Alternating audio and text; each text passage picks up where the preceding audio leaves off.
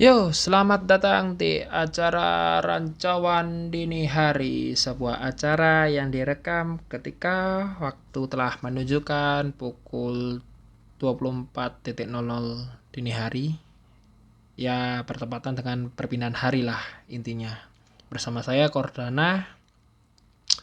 Dan pada kali ini saya mungkin akan membahas salah satu hal yang menarik mengenai hubungan antara orang tua dan anak dan kaitannya sama rumah.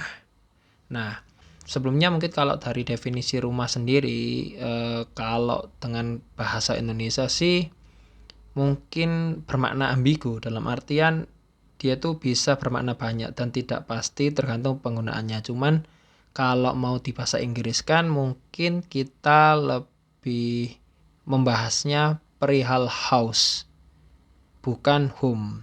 Nah, mungkin teman-teman apa nih bedanya house dan home? Kalau house itu lebih ke tempat ya. Jadi tempat kita untuk tinggal itu bisa dibilang house. Tapi kalau home itu mungkin bermakna lebih dalam. Ya, ini tempat dimana teman-teman untuk berpulang. Dalam artian gini, berpulang nih bukan untuk berpulang ke rahmatullah gitu kan, berpulang ke yang maha kuasa, tapi berpulang ya pulang ke rumah gitu kan. Nah, itulah yang membedakan house sama home. Nah, tapi di sini ketika misal seorang anak hanya mendapatkan house tapi tidak mendapatkan home. Nah, inilah yang bakal saya bahas. Tapi sebagai pemantik dari bahasan kali ini, ada baiknya teman-teman nonton video ini. Hi, I'm Jackie Chan's daughter, and this is my girlfriend Andy. We've been homeless for a month due to homophobic parents. We pretty much slept under a bridge. Dalam video itu tergambarkan seorang anak dari Jackie Chan, seorang cewek lah yang mengaku anak dari Jackie Chan, seorang aktor laga terkenal yang dia itu sangat legend lah, bisa membintangi film-film Hollywood juga dan terutama film-film Cina juga. Di video tersebut anak itu mengatakan dia lagi bersama pacarnya, yakni cewek. Jadi anaknya ini cewek, punya pacar cewek. Mereka ini mengalami yang namanya homeless gitu kan, atau dia tidak punya rumah atau gelandangan lah, bisa dikarenakan perlakuan dari sang ayahnya, Jackie Chan-nya, yang dia bilang homofobik atau homofobia terhadap orang homo gitu kan. Padahal harusnya lesbian fobik gak sih daripada homofobik? Kalau homo kan cowok sama cowok kan, berarti lesbian fobik harusnya, ya kan? Tapi nggak dulu. Bisa jadi dia menganggap homofobik karena si anaknya cewek ini dia tuh bisa jadi mengidentifikasi dirinya sebagai cowok kan, sedangkan girlfriendnya yang mungkin dia look like-nya terlihat seperti cewek, tapi dia mengidentifikasi dirinya sebagai cowok juga. Jadi sama-sama cowok gitu kan. Meskipun secara fisik sama-sama cewek. Jadi mungkin ada betulnya di situ homofobik. Kalau aku sih lebih setuju atau lebih berpihak kepada Jackie Chan. Dikarenakan argumenku mengatakan bahwa apa yang dilakukan Jackie Chan itu adalah hak dia sebagai orang tua, yang mana dia sebagai orang tua memiliki sebuah properti bernama rumah. Rumah di sini kita fixkan untuk house ya, bukan home. Nah, ketika dia memiliki sebuah rumah, dia memiliki sebuah keluarga, dia punya anak gitu kan, dan anaknya tidak bertindak sesuai moral dan value yang diyakini oleh Jackie Chan, aku rasa apa yang dilakukan Jackie Chan ini sangat oke lah untuk mengusir anaknya keluar dari rumahnya. Nah, tapi perlu disclaimer di sini, aku tidak mendukung LGBT dan tidak juga membenci LGBT, cuman kita melihat case by per case. Tapi dalam case ini aku mendukung apa yang dilakukan Jackie Chan. Nah, untuk memperkuat argumenku, mungkin teman-teman harus lihat nih salah satu video dari nyonyanya Kode Blue. Jadi tuh sebenarnya aku memang memutuskan untuk pergi dari rumah. Dan mama tuh tahu aku mau cabut dari rumah, aku udah bilang ke dia. Bahkan aku packing baju depan dia. Oke. Dan dia tidak melakukan apa-apa.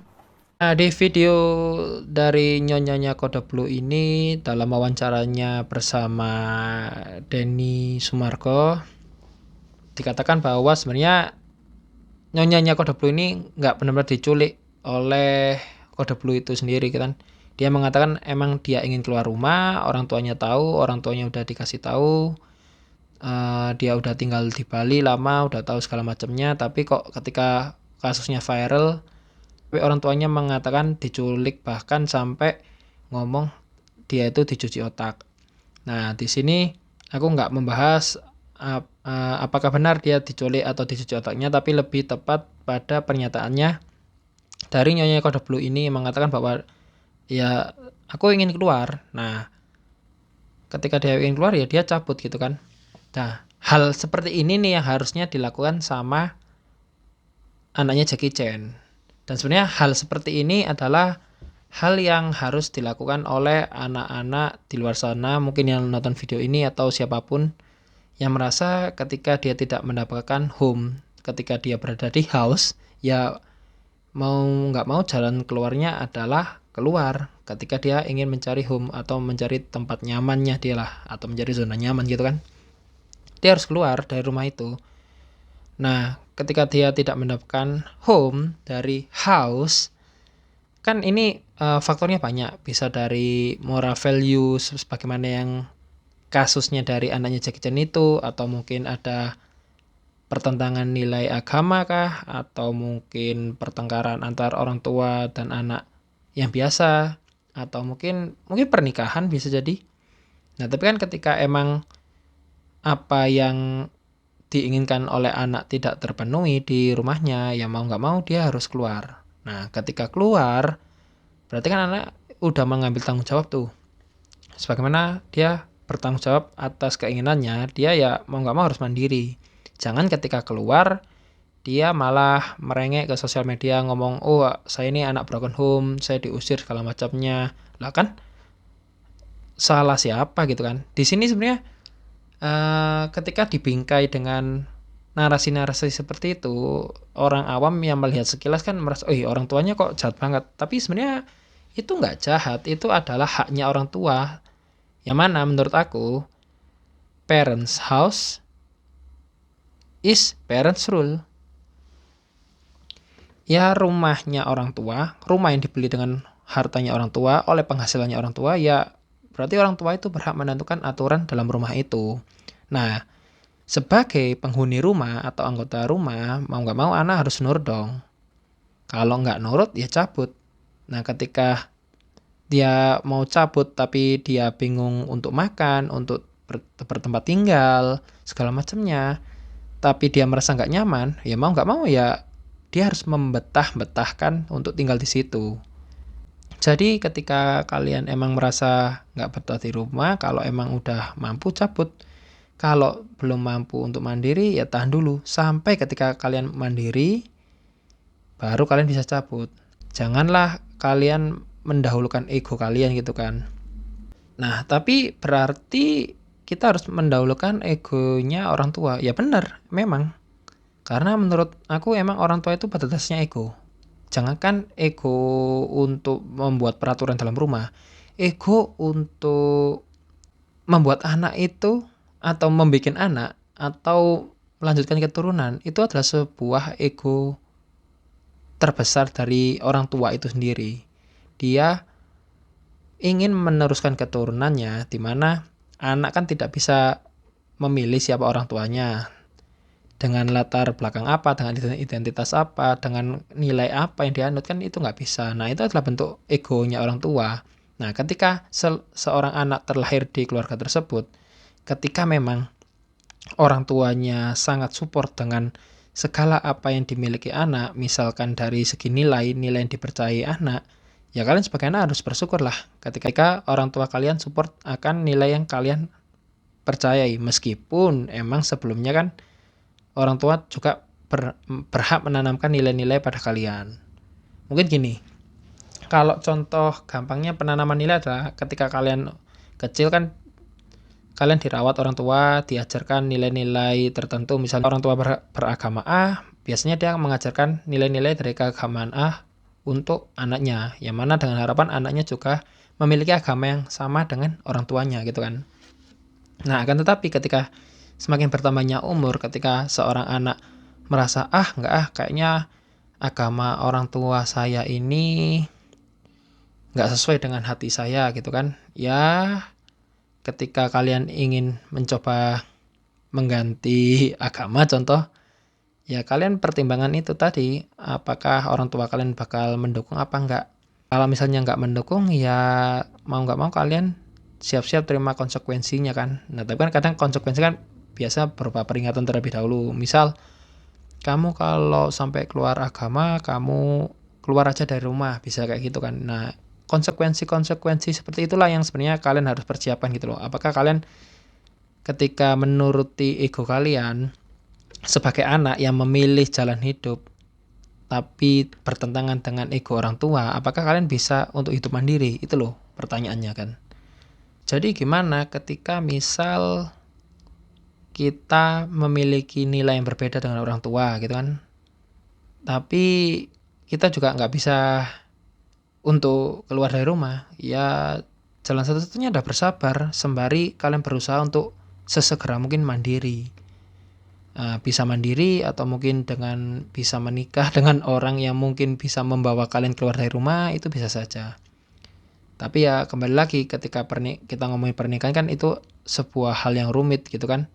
Bisa jadi orang tua tidak mau menikahkan kalian atau menghalang-halangi, bisa jadi kan segala apa yang diinginkan orang tua, egonya orang tua kan pasti diturunkan ke anaknya. Jangankan hanya untuk sekedar menyamakan nilai-nilai yang mereka anut. Kadang harapan-harapan kecil dari orang tua yang tak tercapai, seperti cita-cita orang tua yang tak tercapai, biasanya dipaksakan untuk dilakukan kepada anak gitu kan.